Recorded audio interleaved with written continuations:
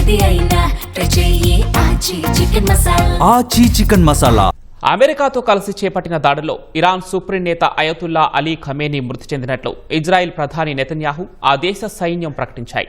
Iran రక్షణ మంత్రి revolutionary guards commander senior అణుశాస్త్రవేత్తలను హతమార్చామని వెల్లడించాయి. ఖమేనీ మృతి చెందినట్లు అమెరికా అధ్యక్షుడు ట్రంప్ కూడా తెలిపారు. ఇరాన్ అధికారిక మీడియా ఈ విషయాన్ని ధృవీకరించింది. ఖమేనీ కుమార్తెతో సహా అల్లుడు, కోడలు, మనవరాలు కూడా మరణించినట్లు పేర్కొంది. ఖమేనీ మృతితో 40 రోజుల సంతాప దినాలను ప్రభుత్వం ప్రకటించినట్లు వివరించింది. ఇక అమెరికా, ఇజ్రాయెల్ సంయుక్త దాడిలో ఇరాన్ వ్యాప్తంగా 200కు పైగా మృతి చెందగా 700 మందికి పైగా గాయపడ్డారు. ఉదయం మొదలైన దాడులు ప్రతి దాడుల తర్వాత ఆగిపోగా మళ్లీ సాయంత్రం మొదలైనట్లు సమాచారం. పశ్చిమాసియాలో భీకర యుద్ధం జరుగుతోంది.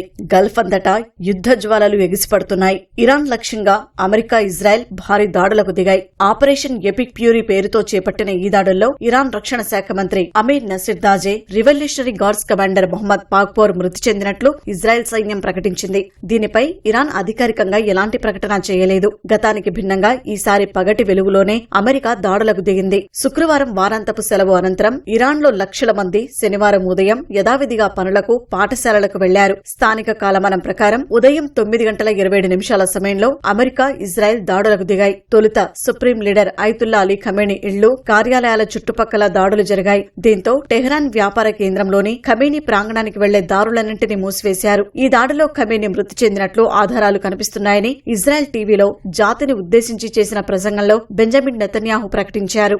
הבוקר במתקפת פתע עוצמתית השמדנו בלב טהרן את המתחם של הרודן חמינאי.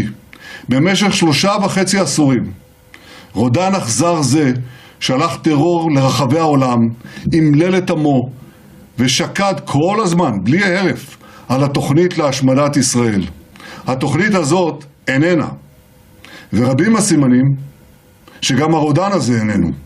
అమెరికా, ఇజ్రాయెల్ సంయుక్త దాడుల్లో దక్షిణ ఇరాన్లోని ఓ పాఠశాలపై బాంబులు పడటంతో 160 మంది విద్యార్థులు మృతి చెందారు. టెహ్రాన్లోని నిఘా కార్యాలయం సమీపంలో 3 పేలుళ్లు సంభవించాయి. కెర్మెన్షా, ఖోమ్, తబ్రిజ్, ఇస్ఫహాన్, ఇలాం, కరజ్ ప్రాంతాల్లో పేలుల శబ్దాలు వినిపించాయి. 200 యుద్ధ విమానాలతో ఇరాన్లోని 500 లక్ష్యాలపై దాడులు చేశామని ఇజ్రాయెల్ వెల్లడించింది. 8 నెలల్లో ఇరాన్పై అమెరికా, ఇజ్రాయెల్ దాడులకు దిగడం ఇది రెండోసారి. ఇరాన్ను స్వాధీనం చేసుకోవాలని ఆ దేశ ప్రజలకు అమెరికా అధ్యక్షుడు ట్రంప్ పిలుపునిచ్చారు. ఇరాన్ను అణ్వాయుధాలు తయారు చేయనీయబోమని స్పష్టం చేశారు.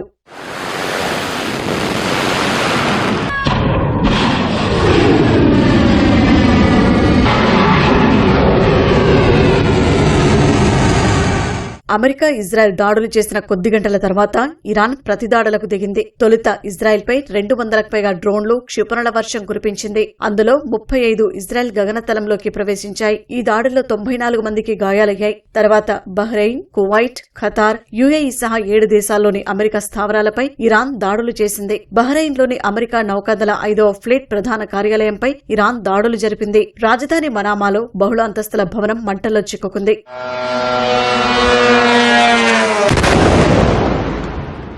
కువైట్లోని అలీ అల్ సలేం వైమానిక స్థావరంపై జరిపిన దాడిలో 3 గాయపడ్డారు. ఇరాన్ దాడుల నేపథ్యంలో దుబాయ్లో గగనతల రక్షణ వ్యవస్థను క్రియాశీలం చేశారు. క్షిపణి శిథిలాలు పడటంతో దుబాయ్లో 1 మరణించారు. ప్రఖ్యాత పామ్ జుమేరియా ప్రాంతంలోని ఓ హోటల్ మంటల్లో చిక్కుకోగా 4 గాయపడ్డారు. జోర్డాలోని కింగ్ హుసేన్ వైమానిక స్థావరాన్ని సైతం ఇరాన్ లక్ష్యంగా చేసుకుంది. దాడుల నేపథ్యంలో ఇజ్రాయెల్, యుఏఈ, ఇరాక్తో పాటు పలు దేశాలు తమ గగనతలాలను మూసివేశాయి. ఖతార్, యుఏఈ, ఇజ్రాయెల్లోని అమెరికా ఎంబసీల్లో సిబ్బందిని షెల్టర్లకు వెళ్లాల్సిందిగా అధికారులు సూచించారు.